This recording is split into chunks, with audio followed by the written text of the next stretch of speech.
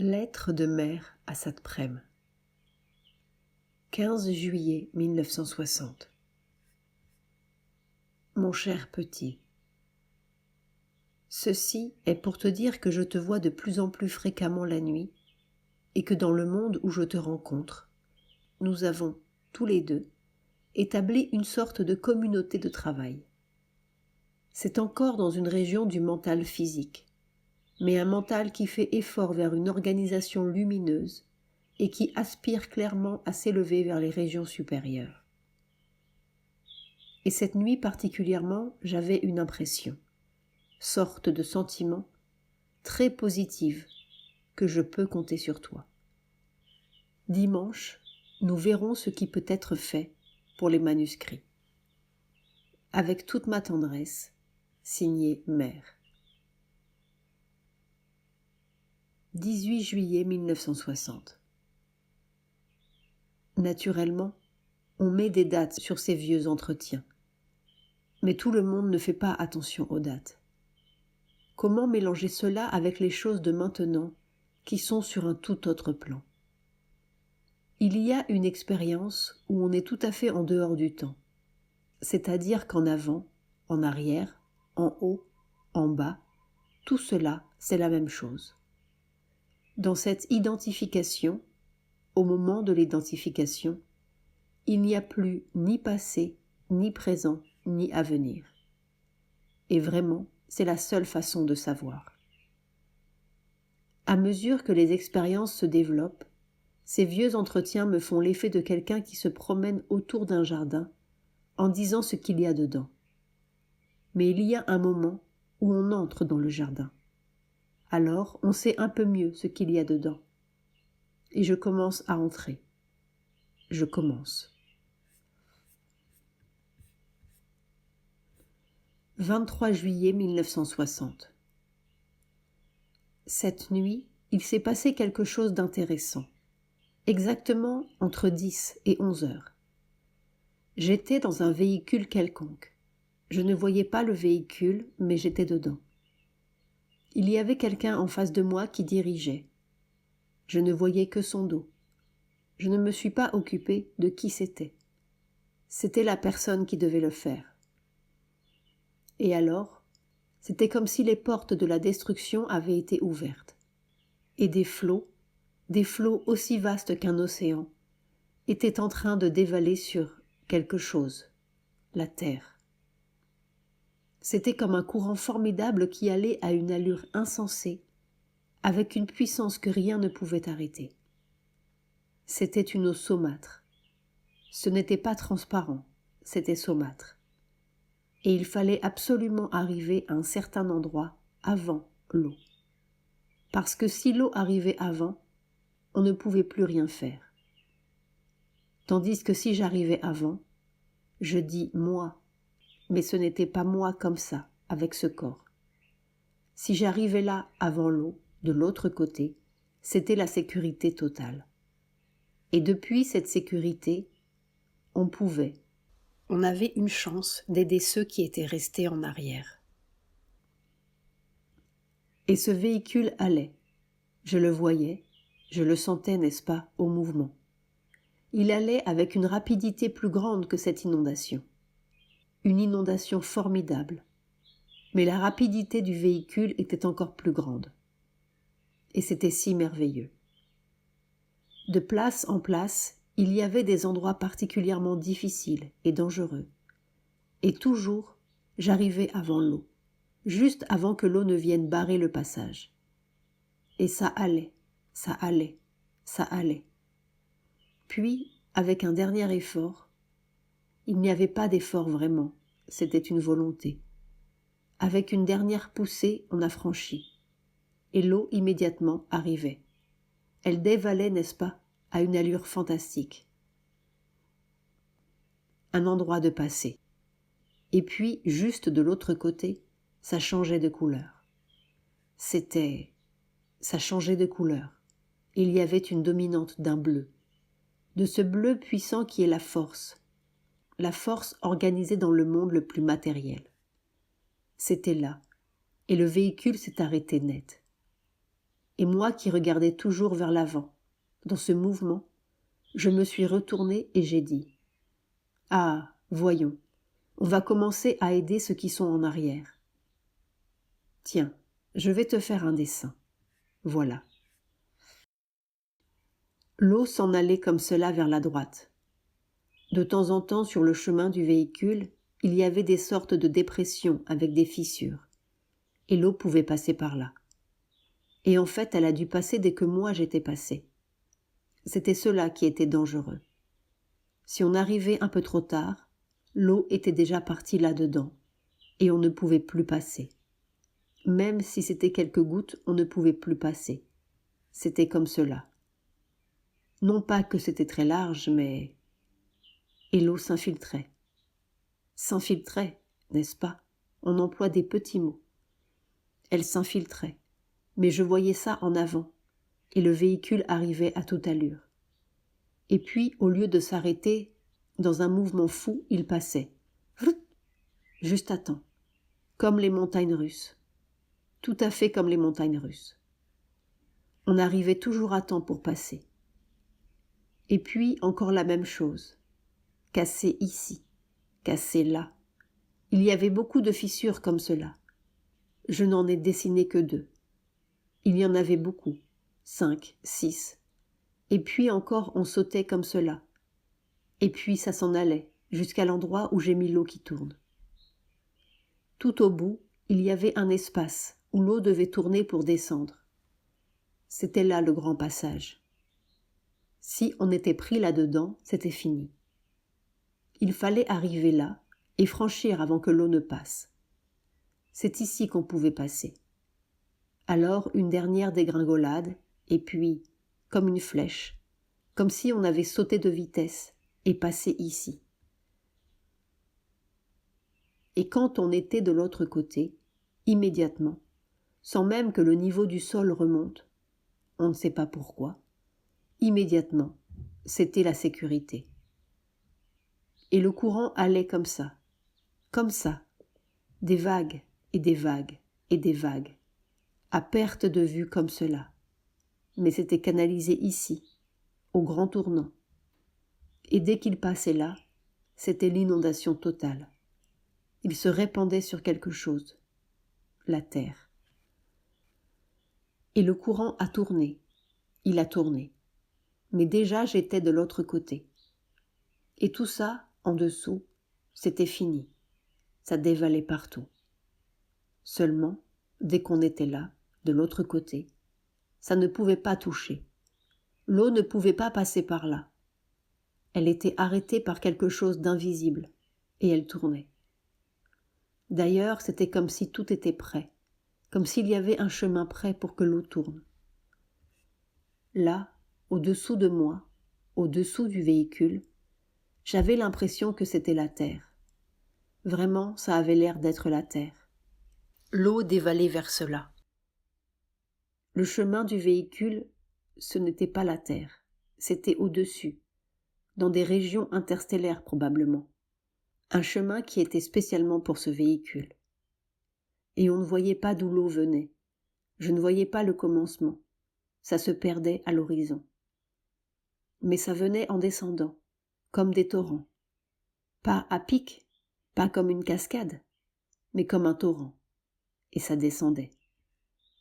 Mon chemin passait entre des torrents d'eau et ça, en dessous, la terre. Mais je voyais l'eau en face de moi, partout, en avant, en arrière. C'était cela qui était si extraordinaire.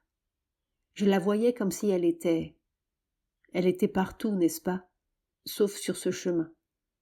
Et encore, il y avait des infiltrations. C'était l'eau dans ce mouvement. Mais il y avait une sorte de volonté consciente dans ce mouvement. Et il fallait arriver là, au grand passage, avant cette volonté consciente. Ça avait une ressemblance avec les choses physiques, cette eau. Mais il y avait une conscience, une volonté consciente. Et il fallait... C'était comme une bataille entre la volonté que je représentais et cette volonté-là. Et à chaque fissure, juste à temps je passais. C'est quand je suis arrivée au grand tournant que j'ai vu comme une volonté qui animait cette eau. Et je suis arrivée juste avant. Passée comme un éclair, une allure fantastique. On n'a même pas vu le temps de... C'est passé comme un éclair. Et puis, tout d'un coup, comme un arrêt, et alors c'était bleu, un carré. Sur le moment, je ne savais pas ce que voulait dire tout cela. Puis ce matin, j'ai pensé, ça doit avoir quelque chose à faire avec la situation mondiale. Ça avait toutes les proportions d'une chose presque, n'est-ce pas, la Terre paraissait petite en comparaison. Mais ça ressemblait à ce qui se passe ici quand l'eau est lâchée sur le monde, comme dans les inondations, mais à une échelle beaucoup plus grande. Ce qui était plaisant et vraiment intéressant, c'était cette allure formidable, comme une flèche, et d'arriver toujours comme ça, toujours à temps, juste à temps, juste à temps. Et quand j'étais passée de l'autre côté, on sentait bien que rien ne pouvait rester, c'était comme un déluge. Mais de l'autre côté, c'était fini. Il n'y avait plus aucune espèce de possibilité que ça touche. C'était cela surtout mon sentiment. C'était arrêté net. Rien ne pouvait toucher. Je me suis retournée et j'ai vu tout cela qui dévalait. Et j'ai pensé, maintenant, voyons si on peut faire quelque chose ici. Il y avait quelqu'un derrière qui m'intéressait. Quelqu'un ou quelque chose. C'était encore quelque chose. C'était très sympathique et ça avait un peu de cette couleur bleue qu'on trouvait là de l'autre côté. Pas des individus, mais comme des êtres représentatifs de quelque chose et qui me suivaient d'assez près. Quand j'étais là, c'était là, mais ça n'arrivait pas, ça perdait. À mesure que mon allure progressait, la sienne diminuait. Ça ne pouvait pas garder la distance. Et il m'intéressait particulièrement. Je me disais, oh, il est si proche. Il est, ou c'est si proche. Il pourrait juste passer. Et alors, j'ai vu que toute cette volonté destructrice avec son instrument d'eau, symboliquement d'eau, avait passé, et que ça se répandait. Mais ceux qui étaient sur cette ligne, on avait encore une chance de les sauver. Et tout de suite, j'ai pensé à cela. Ça a été ma première volonté. Voyons si ça peut encore passer, si on peut arriver à ce que ça passe. Je me souvenais des endroits particulièrement dangereux. En passant, n'est-ce pas, avec cette rapidité, j'avais noté. Ah, on peut encore faire ceci, on peut encore faire cela. Les choses avaient la même rapidité dans ma conscience, et je notais tout sur tout le chemin. Et alors, une fois que j'étais établie là-bas, de l'autre côté, j'envoyais le message à cet endroit-là. En dessous, l'eau en avait à cœur joie. C'était sans espoir. Mais là, sur cette ligne, il y avait encore un espoir, même après le passage. Probablement, je disposais d'un certain pouvoir pour faire franchir aux endroits qui étaient fissurés. Mais ça, je ne l'ai pas vu, parce que je me suis réveillée. Alors, ça a arrêté tout. C'est probablement parce que je me suis réveillée assez brusquement que je n'ai pas su ce que cela voulait dire. Tout cela, c'est une traduction en langage humain, n'est-ce pas? Parce que c'était... Enfin voilà. Et ça se passait de bonne heure dans la nuit. De bonne heure, ce ne sont pas des visions, pas des choses que l'on observe. Ce sont des choses que l'on fait. Depuis longtemps, je vois, les nuits sont des actions. Ce ne sont plus des images ou des symboles ou des représentations. C'est tout des actions. Et qui se passent à une échelle qui n'est certainement pas humaine. Est-ce que cela signifie la guerre? Je ne sens pas la guerre. SM est venu l'autre jour. Lui, n'est-ce pas, est tout à fait au courant des événements comme on les connaît dans les gouvernements. Il m'apporte les nouvelles du gouvernement. pas celles que l'on donne au public. Elles ne sont pas bonnes.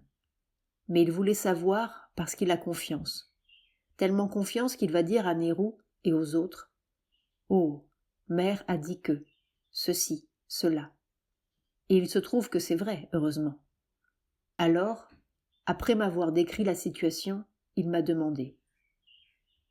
Logiquement, avec la raison, il semble impossible qu'il n'y ait pas la guerre. Mais comme il me demandait, j'ai regardé. Justement, j'ai regardé les nuits.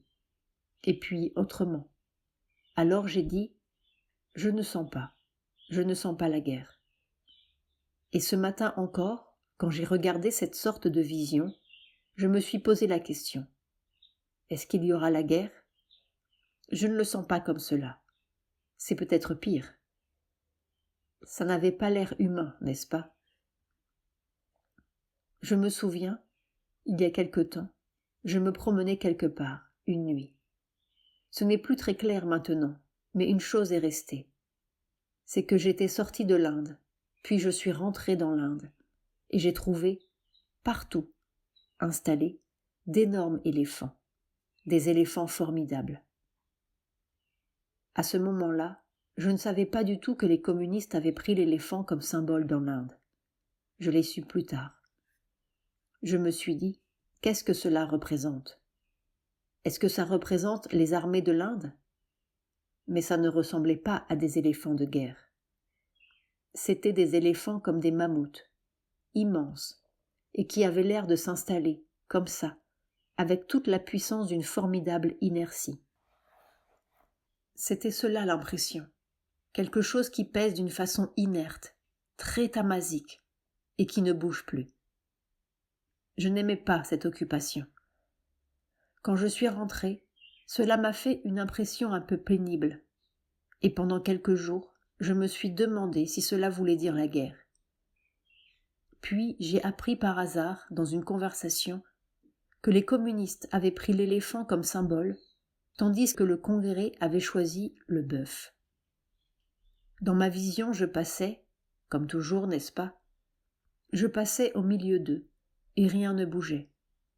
Et même si j'avais besoin de place, certains essayaient de se déranger.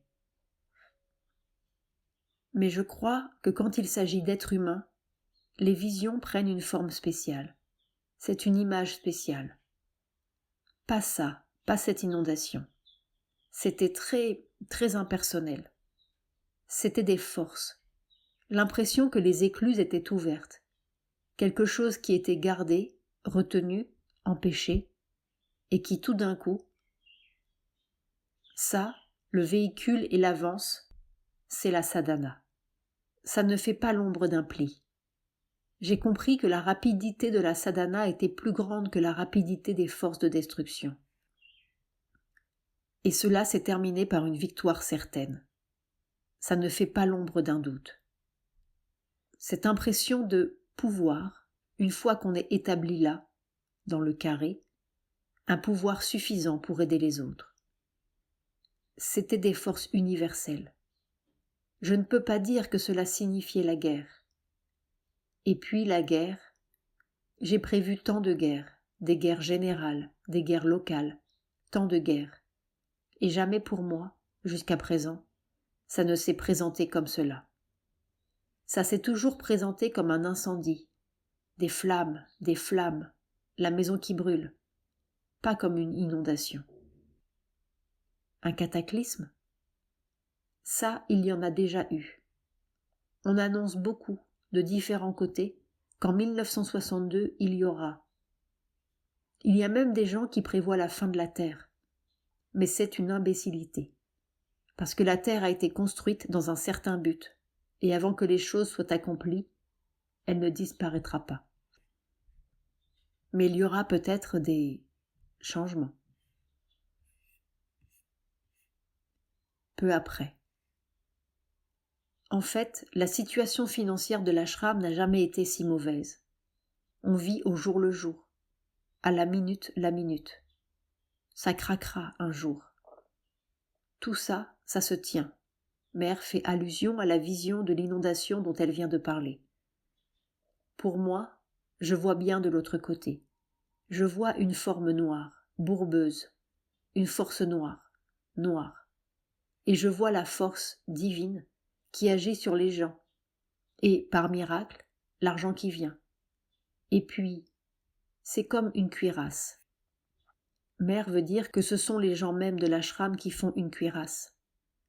Voir également les réflexions de X dans la lettre sans date de mai 1959.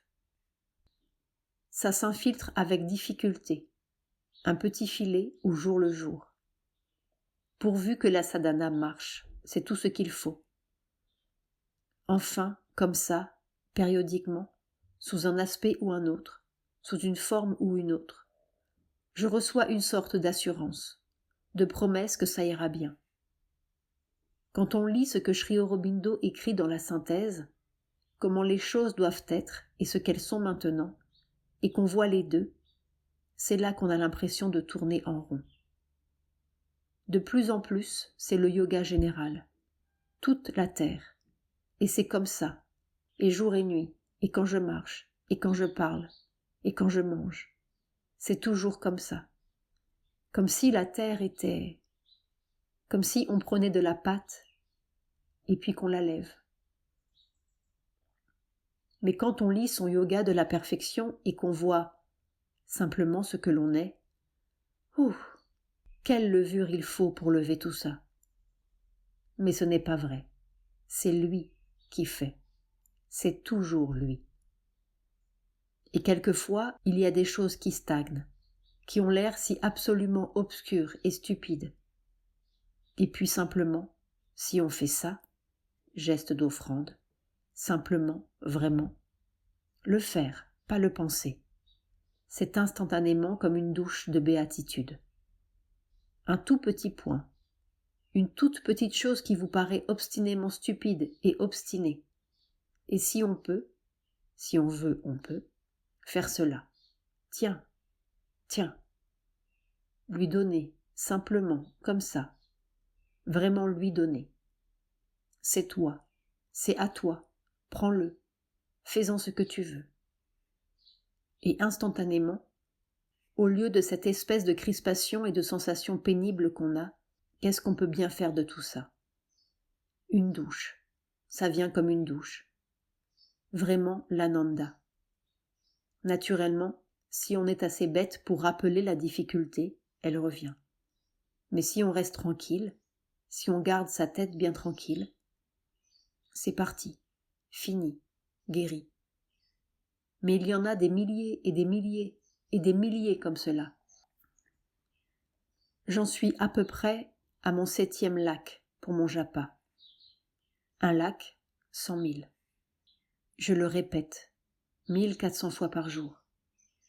Mais toi, tu dois en avoir beaucoup plus que moi.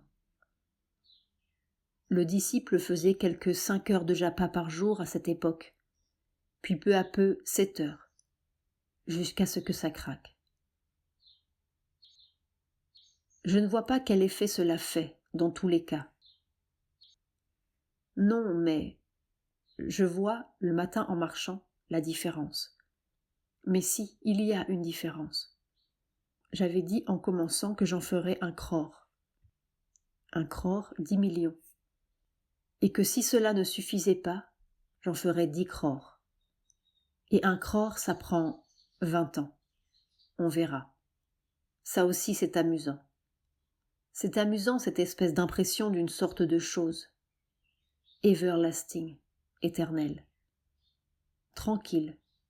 On flotte dans l'éternité. Il y a un moment où on ne se fait plus de peine, ni pour soi, ni pour le monde, ni pour rien. Quand on est arrivé là, on a toujours le sourire, on est toujours content. Et quand arrive quelque chose, ça ne fait rien. On regarde avec le sourire, toujours le sourire. Voilà mon petit.